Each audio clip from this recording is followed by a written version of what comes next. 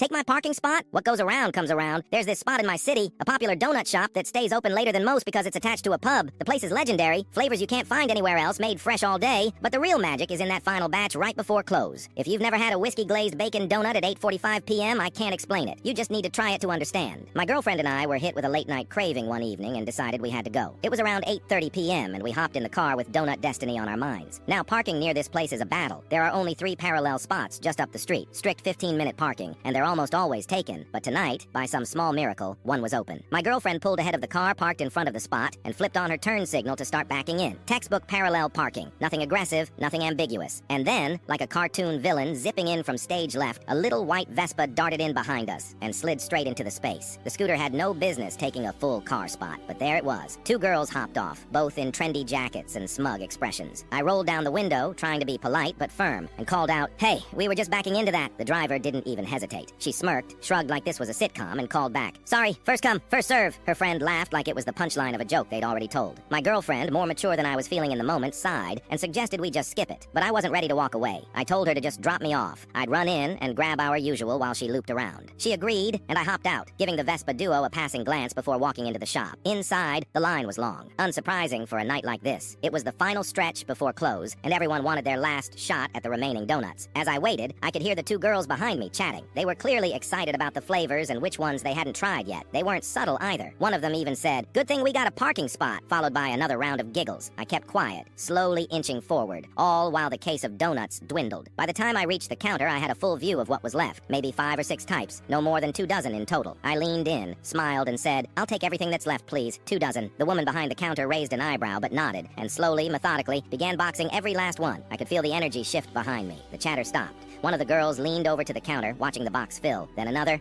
their faces twisted slowly from confusion to panic. Finally, the driver broke. "Wait, are you really not going to save any for us?" she asked the baker. I turned around just as the final maple bar hit the box and said, "Sorry, first come, first serve." I wish I could properly describe her expression. It was like watching someone put together the pieces of a twist ending they never saw coming. Equal parts betrayal, disbelief, and a touch of regret. Her eyes widened, her jaw dropped, and for a split second I think she genuinely reconsidered every decision she had made that day, including the moment she zipped into that spot. I walked out with my boxes of sweet, sugary vengeance, hopped back into the car with my girlfriend, and handed her a warm donut. She raised an eyebrow but didn't ask questions. We drove home in silence, the kind of satisfied silence that only comes after justice has been served with a side of Bavarian cream. The next morning, I brought the rest to my office. Watching my coworkers tear into that box like a pack of wolves made it all the sweeter. Best donuts I've ever had, hands down.